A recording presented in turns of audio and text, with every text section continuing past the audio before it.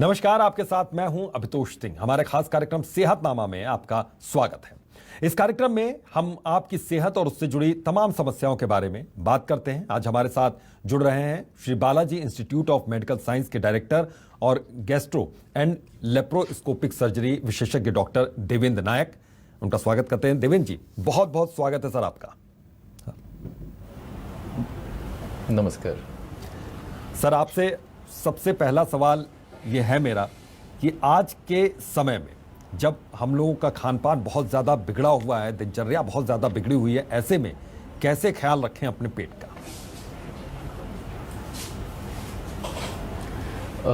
देखिए, गैस्ट्रो की जो समस्या है आज के दिन में सबसे ज़्यादा है, क्योंकि एक तो जो लाइफ स्टाइल है बहुत फास्ट हो गई है, दूसरा अननेसेसरली टेंशन आ गया है, और तीसरा हम जो है वो अपने खाने पीने के ऊपर बिल्कुल भी ध्यान नहीं देते हैं, टाइमिंग पे ध्यान नहीं देते हैं जी। तो अपनी लाइफ स्टाइल अपने को रेगुलेट करनी पड़ेगी, अपनी लाइफ स्टाइल हमको बहुत स्ट्रिक्ट करनी पड़ेगी। आपको खाने पीने का टाइमिंग बिल्कुल सही रखना पड़ेगा। कोशिश करेंगे कि ज़्यादा से ज़्यादा जंक फूड ना लें, घर का ही खाना लें, फाइबर रिच डाइट ज़्यादा लें, जैसे सब्जी हो गया, सलाद हो गया, ये ज़्यादा लें, पानी खूब पिए ताकि वो नीचे उतरे, क्योंकि अपने पेट में 37 फीट लंबी आंत होती है, अपने हाइट से 7 गुना ज़्यादा, जिसमें एक मूवमेंट होता है जिसको पेरिस्टाल्टिक मूवमेंट बोलते हैं जी जी। तो ज़्यादा मैदे की चीज़ या जंक फूड या खाने में यदि बहुत लंबा इंटरवल होता है तो उसकी मूवमेंट जो होती है वो बिगड़ जाती है और लोगों को फिर कॉन्स्टिपेशन और पेट संबंधी गैस संबंधी समस्या होती है। तो अपनी लाइफ स्टाइल हम बहुत अच्छा रखें। दूसरा, 24 घंटे में से 1 घंटा हम अपने आप को दें, चाहे वो योगा करें या चाहे हम सिर्फ मॉर्निंग इवनिंग वॉक करें, और वॉक भी यदि करना है तो 5 से 6 किलोमीटर डेली चले, और अननेसेसरली टेंशन और जो नशे वाली चीज़ है उससे हम अवॉइड करें, तभी ये सब चीज़ जो है आप पर्टिकुलर रह पाएंगे, अपने गैस्ट्रो संबंधी समस्याओं से आप निदान पा पाएंगे, और आपकी लाइफ स्टाइल सही रहेगी तो ये आपको पेट संबंधी जो भी समस्या होती है वो नहीं होगी। बिल्कुल सर, आपने टाइमिंग का यहाँ पर जिक्र किया। जब समय की बात की तो एक चीज़ आपसे समझना चाहेंगे कि जो एक सही दिनचर्या, एक आदर्श दिनचर्या की अगर हम बात करें तो क्या वक्त हो सकता है कि हम जिस वक्त ब्रेकफास्ट करें, फिर लंच का टाइम क्या होना चाहिए और डिनर का टाइम क्या होना चाहिए, सोने से कितने घंटे पहले डिनर कर लिया जाए तो ठीक रहेगा? देखिए, इसमें सबसे इम्पोर्टेंट है कि अपने को एक बॉडी की अपने को फिजियोलॉजी समझनी है। दिनचर्या समझने से पहले फिजियोलॉजी में ऐसा है कि हमारे जैसे पेट में जो सबसे इम्पोर्टेंट चीज़ होती है वो आमाशय होती है, जहाँ से कि 2 लीटर एसिड 2 घंटे में सिक्रीट होती है, जो कि डाइजेशन के लिए हेल्प करती है। इसके अलावा लीवर होता है जहाँ से पित्त सिक्रीट होता है, और एक पैंक्रियास अग्नाशय ग्रंथि होती है जहाँ से डाइजेस्टिव एंजाइम सिक्रीट होता है। और ये जब तीनों मिलते हैं उसके बाद ही ये पाचन जो होती है छोटी आंत में होती है, जो कि करीब 22 फीट करीब लंबी रहती है। अब यदि हम बात करें दिनचर्या की, तो दिनचर्या में हमको जो रखना चाहिए कि हम ब्रेकफास्ट जो है वो हम नॉर्मली 8 से 10 बजे के बीच में कर लें, और ब्रेकफास्ट हैवी रहे, और इसको जो है पचने में करीब करीब जो है 3 से 4 घंटे लगते हैं। तो हम जो है लंच जो है वो 1 से 2 बजे के बीच में करें, और उसके बाद में इवनिंग में थोड़ा हल्का फुल्का कुछ नाश्ता जैसा कुछ लें, और वो भी जो कि डाइजेस्टेबल जैसा हो। और रात में यदि आप सोते हैं, यदि 10-11 बजे सोते हैं, तो रात में सोने से 1.5 से 2 घंटा पहले आप डिनर कर लीजिए, ताकि आपका मूवमेंट बना रहे। क्योंकि यदि आप खाना खाने के बाद सोएंगे तो आपका मूवमेंट कम हो जाएगा आंतों की, और जो है वो चीज़ें इकट्ठी हो जाएंगी, तो इससे आपका मोटापा, फैट, कोलेस्ट्रॉल, ट्राइग्लिसराइड ये सब बढ़ेगा। तो आपको आपके सोने से और डिनर के बीच में जो है वो पीरियड जो है आपको 2 घंटे से ज़्यादा का रखना है, ये 1.5 से 2 घंटे से ज़्यादा का रखना है, और उस बीच में आपको टहलना है।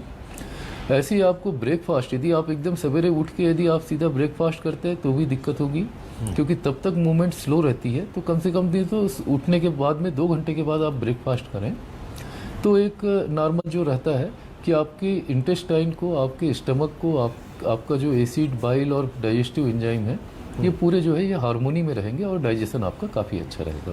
बिल्कुल सर, पेट से संबंधित रोग से बहुत से लोग पीड़ित भी रहते हैं, बहुत से लोग जाने अनजाने लोगों को पता नहीं रहता। चाय कॉफ़ी कितनी खतरनाक है पेट के लिए, पेट की सेहत के लिए? और साथ ही साथ एक चीज़ और आपसे जानना चाहेंगे कि जैसे कभी पेट में किसी तरह से अगर गैस की प्रॉब्लम है तो लोग कहते हैं कि आप कोल्ड ड्रिंक पी लो या किसी ऐसी चीज़, सोडा जैसी चीज़ पी लो तो शायद उससे राहत मिल जाती। क्या वाकई ऐसा होता है? देखिए, इसमें ऐसा है कि चाय और काफ़ी तो बहुत ज़्यादा खतरनाक है, इसलिए क्योंकि ये आप दिन में एक बार लीजिए, आप ब्रेकफास्ट से पहले लीजिए या उठते समय लीजिए, कोई दिक्कत नहीं है। लेकिन यदि आप इसको रेगुलर वे पे लेंगे तो ये जो है ये आपकी एसिड जो बनती है आमाशय में, जो 2 लीटर एसिड बनती है, उसको ये एसिड बनने की जो गतिशीलता है उसको बढ़ा देती है। क्योंकि जो एसिड जो बनता है, जो चीप जाइमोजिन और पेप्सिनोजन सेल से जो बनता है, जो ऑक्जेंटिक सेल से जो HCl सीक्रेट होता है, ये ऑक्जेंटिक सेल को स्टिमुलेट कर देती है, कैफीन और टैनिन। तो ये आपको चाय और काफ़ी तो आपको 1-2 बार से ज़्यादा आपको नहीं लेना है। बहुत हद तक यदि आप लेते हैं तो मॉर्निंग में लीजिए और एक इवनिंग में ले सकते हैं, और वो भी खाना खाने से पहले या ब्रेकफास्ट से पहले ही लेंगे तो ज़्यादा अच्छा रहेगा। और रही बात जो आपका जो दूसरा है कि अपन कोल्ड ड्रिंक या सोडा लेते हैं उससे एसिडिटी कम होती है, तो ये सिर्फ तात्कालीन रहता है। क्योंकि क्या होता है, इसमें इफरसेंट रहते हैं, तो वो थोड़े समय के लिए आपको 5-10 मिनट के लिए राहत देगी, लेकिन लॉन्ग टर्म के लिए आपको ये नुकसान पहुंचाएगी। लॉन्ग टर्म में ये जो है, इससे आपके जो एसिड बनने की जो सिक्रीशंस है वो बढ़ जाएगी, आपका जो डाइजेस्टिव एंजाइम है वो कम से कम बनेगा। और छोटी आंत में एक विलाई होती है जहाँ की पूरा का पूरा एब्जॉर्प्शन होता है, ये विलाई को डैमेज करती है। तो विलाई यदि डैमेज होगा तो जो पची हुई चीज़ है वो खून में नहीं मिल पाएगा। तो ये सब चीज़ों को अवॉइड करें, कोल्ड ड्रिंक को, सोडा को। ये 1-2 बार सप्ताह में 1-2 बार लेना सही है, लेकिन इसको यदि आप हैबिट बनाएंगे तो आप मान के चलिए निश्चित तौर पे आपको 99% से 100% आपको गैस ट्रबल होने की प्रॉब्लम आनी ही आनी है। बिल्कुल बिल्कुल। अब ये बहुत ज़्यादा कॉमन भी है आजकल इसकी समस्या, और अब शुरू से इस समस्या से लोग जूझते रहे हैं और बोलें कि अगर आपका पेट सही है तो आधे से ज़्यादा रोग से तो आप वैसे ही दूर हो गए। एक चीज़ और समझना चाहेंगे, बड़े बुजुर्ग ये लगातार कहते रहे हैं कि अगर खान पान आपका ठीक है और आप तुरंत आप लंच कर रहे हैं या डिनर कर रहे हैं, तुरंत पानी नहीं पीना चाहिए। कितनी देर बाद पानी पीना चाहिए, और इसके पीछे का लॉजिक ज़रा समझाइए सर, दर्शकों को जिनको जानकारी नहीं है उनके लिहाज से। देखिए, बिल्कुल, देखिए क्या होता है कि यदि अभी जैसे की बात हुई थी कि हमारे शरीर में पाचन के लिए इम्पोर्टेंट जो सामंजस्य जो है वो एसिड, पित्त और डाइजेस्टिव एंजाइम का है। और ये जो है, यदि आप तुरंत खाना खाने के तुरंत बाद यदि पानी पिएंगे तो ये सब डाइल्यूट हो जाएंगे। एसिड अपना काम नहीं कर पाएगा, पित्त अपना काम नहीं कर पाएगा, पाचक रस अपना काम नहीं कर पाएगा, क्योंकि ये डाइल्यूट हो जाएंगे पानी पीने के लिए। तो इनको आपको एक समय देना है, 15 से 20 मिनट आपको देना है कि ये अपना काम करे। आप जो चीज़ खाना खाएं उसको ये पचाएं, और उसके बाद आप पानी पिएंगे, तब तक ये अपना काम कर चुके रहेंगे, तो आपकी बॉडी को हार्मफुल नहीं रहेगा। दूसरा क्या होता है कि अपना जो आहार नाल और आमाशय के बीच में एक वॉल्व होता है, और ये वॉल्व जो है कोई भी चीज़ को नीचे आ जाने देता है, नीचे से चीज़ ऊपर नहीं आने देता। लेकिन आप यदि पानी पिएंगे तो ये वॉल्व के ऊपर भी जोर पड़ेगा, क्योंकि आपका आमाशय जो है खाने से भरा रहेगा। और यदि आप ज़्यादा उसी समय यदि आप पानी पीते हैं खाने के साथ में, तो ये वॉल्व के ऊपर भी प्रेशर पड़ेगा और वॉल्व के ढीले होने की संभावना रहेगी, जिसको हम हाइटस हर्निया बोलते हैं, रिफ्लक्स इसोफेजाइटिस बोलते हैं, GERD बोलते हैं। तो हमको जो है पानी जो है वो 15 से 20 मिनट मिनिमम, और यदि आप आधे घंटे तक रुक सकते हैं तो बेहतर होगा, क्योंकि इससे क्या है कि डाइजेस्टिव एंजाइम अपना काम कर सकें। बिल्कुल बिल्कुल। सर, एक चीज़ और इन दिनों देखा गया है, एक वर्क फ्रॉम होम का भी लोगों पे दबाव रहा, वर्क फ्रॉम होम भी लोगों ने किया, तो लगातार लोग बैठे रह गए कुर्सियों पे, और इसकी वजह से बहुत से पेट की समस्याओं से लोग जूझ भी रहे हैं इस वक्त। तो उनके लिए क्या सलाह आप देना चाहेंगे? देखिए, उनके लिए सबसे पहली सलाह तो ये है कि आपको मेडिटेशन, योगा या आपको जनरल वॉकिंग, ये आपको 24 घंटे में से तो 1 घंटा करना ही करना है। क्योंकि आप जब तक ये नहीं करेंगे, आपकी पेरिस्टाल्टिक मूवमेंट जो होगी वो कम हो जाएगी, स्लो हो जाएंगी, आपका खाना नीचे नहीं उतरेगा, और धीरे धीरे ये आदत हो जाएगी। तो बाद में यही चीज़ है जो एक्सेस फैट, एक्सेस कोलेस्ट्रॉल या ट्राइग्लिसराइड आपके शरीर में जमते जाएगा, आपका मोटापा बढ़ते जाएगा।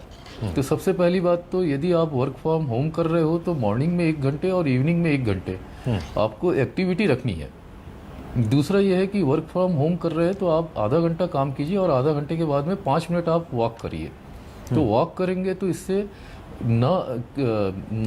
किंतु मतलब ये डाइजेस्टिव एंजाइम में आपको फ़र्क पड़ेगा, ना आपकी कार्डियक एक्टिविटी पे फ़र्क पड़ेगी, ना आपकी रीनल परफ्यूजन पे, ना ब्रेन पे। तो मतलब ये चारों चीज़ के लिए अच्छा रहेगा। ब्रेन का सर्कुलेशन भी अच्छा रहेगा, हार्ट का सर्कुलेशन भी अच्छा रहेगा, किडनी का भी सर्कुलेशन अच्छा रहेगा, और आंतों का भी एक जो फ्लो होता है वो ज़्यादा अच्छा रहेगा।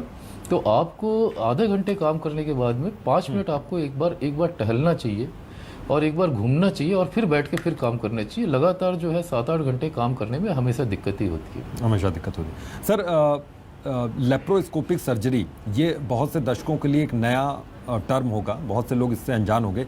इसके बारे में थोड़ा सा डिटेल एक जानकारी दीजिए कि क्या इसका इस्तेमाल है, क्यों करवाया जाता है, कौन लोग करवाते हैं, उनके बारे में। देखिए, लेप्रोस्कोपिक सर्जरी पहले जो होते थे 90 दशक के पहले, हाँ, जो 80 और 70s में, जी, ये जो होते थे कि अपने को पेट के ऑपरेशन के लिए, हाँ, या फेफड़े के ऑपरेशन के लिए, या इनफैक्ट स्पाइन सर्जरी के लिए भी हमको क्या चीरा लगाना पड़ता था। और जब भी हम चीरा लगाते थे तो हमारी बॉडी में एक कैपेसिटी होती है कि कोई भी घाव होता है उसको भरने में 8 से 10 दिन लगते हैं। तो आदमी जो है बेड रिटर्न रहता था 8 से 10 दिन तक।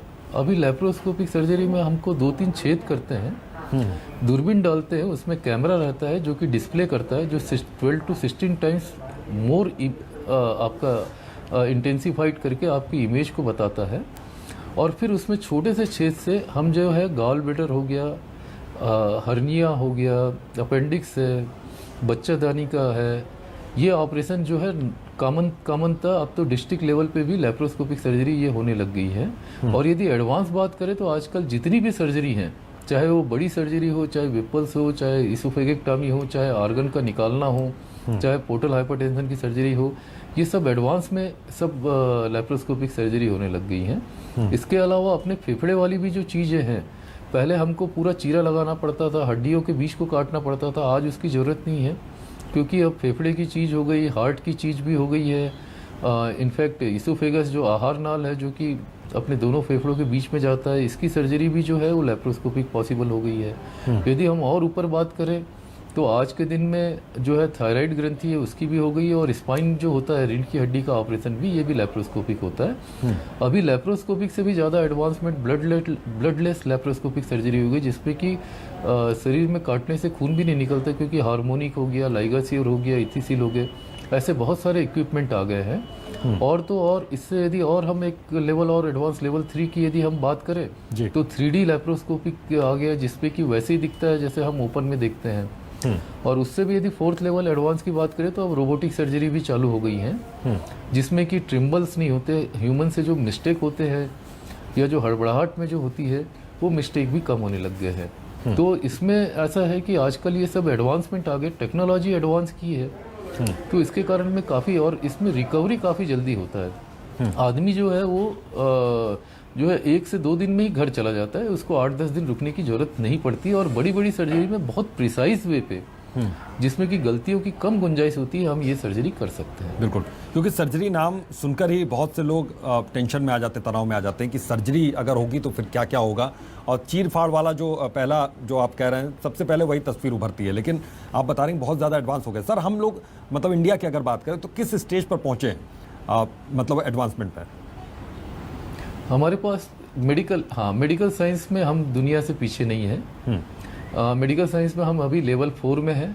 इवन ट्रांसप्लांट और सब चीज़ में भी हम जो है दुनिया से कहीं पीछे नहीं है। सिर्फ अभी जो बचा हुआ है वो है brain transplant and pancreatic isolate transplant है। बाकी पूरे ट्रांसप्लांट जो है वो इंडिया के लेवल पे भी है। इंडिया क्या, हमारे यहाँ पे भी यदि हम छत्तीसगढ़ की बात करें तो हमने यहाँ पे 6 लीवर ट्रांसप्लांट कर लिए हैं, 60 किडनी ट्रांसप्लांट कर लिए हैं, सब सक्सेसफुल किया हुआ है। तो मेडिकल साइंस जो है, हम जो है दुनिया से पीछे नहीं है। बिल्कुल, हम दुनिया से पीछे नहीं हैं। और इस पूरे मामले में सर एक चीज़ ये समझना चाहेंगे कि कोरोना के टाइम का अनुभव थोड़ा साझा कीजिए कि उस टाइम क्या सर्जरियां हो रही थी और क्या ये समस्या लेकर लोग आ रहे थे, और उस टाइम आपने सर्जरी की कि कोरोना के टाइम में थोड़ी सी टाली गई सर्जरी? नहीं, कोरोना के समय में देखिए नॉर्मल सर्जरी जो होती थी, ये तो आदमी खुद भी इतना डरा हुआ था कि वो खुद भी समझता था, तो नॉर्मल सर्जरी कम हुई है। जो इमरजेंसी सर्जरीज थी या जो लेबर होता था या सिजेरियन होते थे या इमरजेंसी सर्जरी थी, वो तो टाल नहीं सकते थे। या जो एक्सीडेंट होते थे, फ्रैक्चर वाले केस होते थे, इनकी सर्जरीज तो हुई हैं। बट कोरोना के समय डेफिनेटली जो है 80% सर्जरी कम हो गई, क्योंकि आदमी खुद हॉस्पिटल जाने से डरता था। हम भी अवॉइड करते थे कि भाई जनरल सर्जरी इसको टाल सकते हैं उसको टालें, और इसका जो पहला लहर और दूसरा लहर काफ़ी विकृत था, क्योंकि ये सब सबने देखा है ये चीज़ को। तो इसमें क्या है, जब जान की बात चलती है तो जो सर्जरी, जो रूटीन सर्जरी, जो इलेक्टिव सर्जरी जो टाल सकते थे, वो चीज़ डॉक्टरों ने भी टाला, पेशेंट ने भी टाला, घर वालों ने भी टाला, और जो इमरजेंसी थी वो सर्जरी सब हुई प्रॉपर प्रिकॉशंस के साथ में। वो सर्जरी यहाँ पे मैंने हमारे यहाँ पे और सब जगह पे पूरी हुई है। बिल्कुल सर, सर्जरी कराने के बाद क्या क्या प्रिकॉशंस लेने ज़रूरी हैं, किस तरीके से खुद का ख्याल, अपनी सेहत का ख्याल रखना ज़रूरी है, कैसे उबरें इस चीज़ से? आपने कहा कि 2 दिन में घर वापसी हो जाती है अधिकतर सर्जरीज में, लेकिन कैसे ख्याल रखें बाद में? जी देखिए, सर्जरी के बाद में सबसे बड़ा इम्पैक्ट आता है साइकोलॉजिकल इम्पैक्ट, क्योंकि क्या होता है कि हमारे लिए सर्जरी वर्ड बड़ा आसान है बोलना, डॉक्टर्स के लिए या हमारे लिए, लेकिन जिसके साथ में सर्जरी हो रही है वो ज़िंदगी में एक बार होता है, तो उसको साइकोलॉजिकल जो है इम्पैक्ट काफ़ी ज़्यादा रहता है कि सर्जरी के बाद कैसा होगा, क्या होगा। तो सर्जरी होने के बावजूद भी पेशेंट जो होता है, कई बार जो हम देखते हैं कि साइकोलॉजिकल रहता है, क्योंकि सर्जरी में उसको 3-4 दिन उसको हॉस्पिटल में रुकना पड़ता है, 2-3 दिन रुकना पड़ता है, तो वैसे ही बेड रिटर्न रहता है। तो एक तो उसको मेंटली अब स्ट्रांग होना जरूरी है, क्योंकि सर्जरी में जो भी चीज़ होती है आपकी अच्छाई के लिए होती है, कोई भी ऐसी चीज़ नहीं होती कि जो आपको ख़राब करे। दूसरा, आपको ये समझना है कि सर्जरी के बाद में आपका फिजियोलॉजी जो है, अपने आप बॉडी में इतनी कैपेसिटी होती है कि वो फिजियोलॉजी को रिस्टोर कर ले। तीसरा, सर्जरी के बाद में आपको करीब चाहे कोई भी सर्जरी हो, आपको 5 से 7 दिन तक आपको प्रॉपर रेस्ट देना है, क्योंकि जब सर्जरी में जो हम एनेस्थीसिया देते हैं या बेहोशी वाली दवाई देते हैं, और जब पूरे शरीर को जब बेहोश करते हैं, तो उस समय स्ट्रेस पीरियड काफ़ी ज़्यादा रहता है। एक बॉडी की जो कैटाबॉलिज्म जो रहती है वो फेज रहती है, तो बॉडी को कैटाबॉलिज्म से एनाबॉलिज्म फेज में आने में नॉर्मली 3 से 5 दिन रहती है, तो आपको उस समय प्रॉपर रेस्ट लेना है। और साइकोलॉजिकली आपको स्ट्रांग रहना है। खाने पीने में भी ऐसा नहीं है कि बहुत गरिष्ठ चीज़ खानी, खाने पीने भी आपको बहुत ही सॉफ्ट चीज़ लेनी है। जैसे शुरुआत तो हम लिक्विड डाइट से करते हैं, फिर सॉफ्ट डाइट करते हैं, फिर धीरे धीरे डाइट हम बढ़ाते हैं। और इसके अलावा आपको फिजियोथेरेपी या हल्का फुल्का एक्सरसाइज भी जो है वो करना चाहिए, ताकि बॉडी की फिजियोलॉजी एक नॉर्मल रहे। तो सर्जरी के बाद में ये सब चीज़ों का ध्यान रखना बहुत इंपॉर्टेंट, लेकिन सबसे इम्पॉर्टेंट चीज़ है आपको मेंटली बहुत स्ट्रांग रहना है। मेंटली बहुत स्ट्रांग रहना है, अपने दिल को बहुत मजबूत रखना है। सर, हार्ट पे कोई असर इसका आता है? मतलब अगर दिल के मरीज़ हों तो उनके लिए सर्जरी थोड़ी क्या मुश्किल हो सकती है, या फिर कोई दिक्कत नहीं? बिल्कुल, थोड़ी नहीं, बहुत मुश्किल होती है। और इसीलिए हार्ट के मरीजों को, जिसकी पहले से एंजियोप्लास्टी हुई है या जिनको हार्ट का पहले से अटैक आया हुआ है, उनका सबसे पहले हमको इको करना पड़ता है, स्ट्रेस इको करना पड़ता है कि वो सर्जरी झेल पाए कि नहीं झेल पाए, क्योंकि आप जब बेहोश करते हैं तो स्ट्रेस लेवल काफ़ी बढ़ता है और उस समय हार्ट बंद होने का भी खतरा रहता है। तो हार्ट के मरीज को सबसे पहले तो स्क्रीनिंग करनी पड़ती है, जिसको कि हम पीएसी बोलते हैं या प्री ऑप स्क्रीनिंग बोलते हैं, कि भाई वो ऑपरेशन झेल पाएगा कि नहीं झेल पाएगा। और यदि कई मरीज ऐसे होते हैं जिनका हार्ट 20% काम करना रहता है, काम कर रहा होगा, तो फिर उसमें हमको डिसीजन लेना पड़ता है कि भाई इस सर्जरी को करें या नहीं करें, क्योंकि नहीं भी करेंगे तो उसकी ज़िंदगी तो रहेगी, थोड़ी मोड़ी तकलीफ रहेगी, लेकिन करते हैं तो रिस्क है, जान जाने का खतरा 90% 99% है। तो उस समय हमको डिसीजन लेना पड़ता है कि सर्जरी ना करें, क्योंकि एक डायलेटेड कार्डियोमायोपैथी होता है जिसमें कि हार्ट बहुत ज़्यादा कम काम करता है। इसके अलावा जो रहती है, जिनको हार्ट अटैक रिसेंट आया हुआ है, उनको क्या, अच्छा दूसरी प्रॉब्लम ये होती है, जिनको हार्ट अटैक आया रहता है, जिनकी एंजियोप्लास्टी होती है, उनको जो मेडिसिन जो चलती है वो ब्लड को पतली करने वाली चलती है, जिसको इकोस्प्रिन बोलते हैं, क्लोपिटेप बोलते हैं। और यदि हम सर्जरी करते हैं और ये ब्लड को पतला करने वाली मेडिसिन यदि चलते रहे, तो इतनी ज़्यादा ब्लीडिंग हो कि आदमी को बचाना मुश्किल हो जाए। तो ये मेडिसिन हमको 3 से 4 दिन बंद करनी पड़ती है, और उसको हमको 60 जो ड्यूरेशन हिपेरिन में लेना पड़ता है, जिसकी की हाफ लाइफ कम रहती है, 12 घंटे जिसका असर रहता है, और फिर हम सर्जरी करते हैं। तो जिनको हार्ट की प्रॉब्लम रहती है उसके लिए सर्जरी करने से पहले प्री ऑप स्क्रीनिंग बहुत इंपॉर्टेंट है। उनकी जो ब्लड थिनिंग जो मेडिसिन चल रही है उसको बंद करना बहुत इंपॉर्टेंट है। इसके अलावा उसको स्टेबलाइज करके प्रॉपर मेंटल सपोर्ट देके, और फिर उसके बाद में पूरी टीम को रख के सर्जरी की जाती है। जैसे साथ में कार्डियोलॉजिस्ट रहे, इंटेंसिविस्ट रहे, मेडिसिन वाले रहे, एनेस्थीसिया वाले 2 रहे, ताकि कल के दिन सर्जरी के दौरान कुछ हो जाए उनको, तो तुरंत उनका हम एंजियोग्राफी एंजियोप्लास्टी में ले सके उसको, या तुरंत हम उसको स्टेबलाइज कर पाएँ, पूरा उनको डिफिब्रिलेटर होता है, यदि एरिथमिया आ गया तो हार्ट की रिदम यदि गड़बड़ हो गई तो पूरा आपका ओटी वेल स्टेबलाइज होना चाहिए, आपके पास एक्सपीरियंस डॉक्टर होना चाहिए, आपके पास कार्डियोलॉजिस्ट होना चाहिए, आपके पास इंटेंसिविस्ट होना चाहिए, आपके पास मेडिसिन वाले होने चाहिए, तब जाके आप हार्ट जिनका कमज़ोर है उसकी सर्जरी आप कर सकते हैं। बिल्कुल सर, इसके बाद सर्जरी के बाद क्या गैस की भी कुछ प्रॉब्लम हो सकती है? जिनको गैस्ट्रिक की पहले से प्रॉब्लम रही हो और उसके बाद उनकी सर्जरी हो रही हो तो क्या प्रॉब्लम बढ़ सकती है या फिर ये खत्म होगी? नहीं, बिल्कुल। इसमें क्या है, अलग अलग सर्जरीज रहती हैं। जो गैस के लिए सर्जरी होती है उसमें तो डेफिनेट है कि सर्जरी के बाद में गैस इंप्रूव हो जाता है, जैसे हाइटस हर्निया हो गया, रिफ्लक्स इसोफेजाइटिस की प्रॉब्लम सॉल्व हो जाती है जी। लेकिन यदि हम दूसरी सर्जरी करते हैं तो उसमें हमको सर्जरी के बाद में पेन किलर देना पड़ता है, जो कि थोड़ा दर्द तो रहता ही है, तो पेन किलर जो होता है वो एसिडिटी बढ़ा देता है, पेट में छाले बढ़ा देता है, तो उस समय गैस की प्रॉब्लम रहती है। इसलिए कभी भी सर्जरी जब भी करते हैं तो सर्जरी के बाद में हम जो है एक पेंटोएसिड या जो भी पेंटाप्रोजोल या इस्मोप्रोजोल या रेबिप्रोजोल ये यूज़ करना ही पड़ता है गैस को कम करने के लिए, क्योंकि जो दर्द की दवाई देते हैं वो गैस को बढ़ाती है। दूसरा स्ट्रेस भी जो होता है उसके कारण भी एसिडिटी ज़्यादा होती है।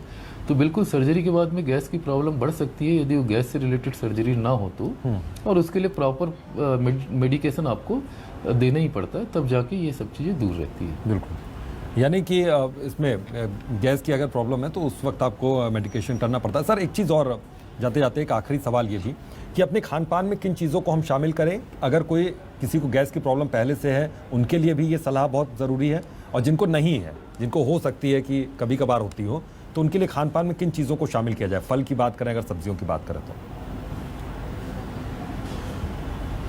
देखिए, सबसे पहली बात तो आपको ये चीज़ समझना होगा कि रेसे वाली जितनी भी चीज़ होती है वो पेट के लिए सबसे अच्छी रहती है। तो रेसे वाली चीज़ हो गई जिसमें सब्जी हो गया, भाजी, जितने टाइप की भाजी हो गई, लाल भाजी हो गई, पालक हो गई, चौलाई भाजी हो गई, जितनी भी टाइप की भाजी है ये आपके लिए अच्छा रहेगा। दूसरा, मैदा हमेशा शरीर को नुकसान पहुंचाता है, क्योंकि मैदा का डाइजेशन पावर जो रहता है वो सबसे कम रहता है और मैदा चिपकता है, तो मैदे वाली चीज़ को आपको अवॉइड करनी है, रेसे वाली चीज़ को आपको बढ़ानी है। इसके अलावा आपको एक नियमित भोजन लेना है जिसमें कि आपको दाल भी रहे, चावल भी रहे, जिसमें प्रोटीन भी रहे, कार्बोहाइड्रेट भी रहे, फैट भी रहे, ताकि और विटामिन भी रहे, मिनरल्स भी रहे। ये जो 5 चीज़ होती है शरीर के लिए बहुत इंपॉर्टेंट होती हैं, तो ये 5 चीज़ों का सामंजस्य होना जरूरी है। और साथ साथ फाइबर रिच डाइट और वाटर, ये हमको इसको प्रेफरेंस देना है। और बाकी मैदे वाली चीज़ हो गई, या मैदे वाली चीज़ बोले तो अपना जितना भी आज के दिन में जंक फूड होते हैं, या ब्रेड वाली चीज़ हो गई जो कि मैदे से ही बनती है और साथ साथ उसमें CO2 गैस रहता है, ये सब चीज़ हम जो है ये अवॉइड करें तो ज़्यादा अच्छा रहेगा। बिल्कुल सर, बहुत बहुत शुक्रिया अपना कीमती वक्त देने के लिए, बहुत से अनुभव साझा करने के लिए, और बहुत से दर्शक जिनको जानकारी नहीं थी लेप्रोस्कोपिक के बारे में, उनको इस सर्जरी के बारे में जानकारी देने के लिए बहुत बहुत शुक्रिया। तो फिलहाल सेहतनामा में आज के लिए बस इतना ही। देखते रहिए News 24 मध्य प्रदेश छत्तीसगढ़।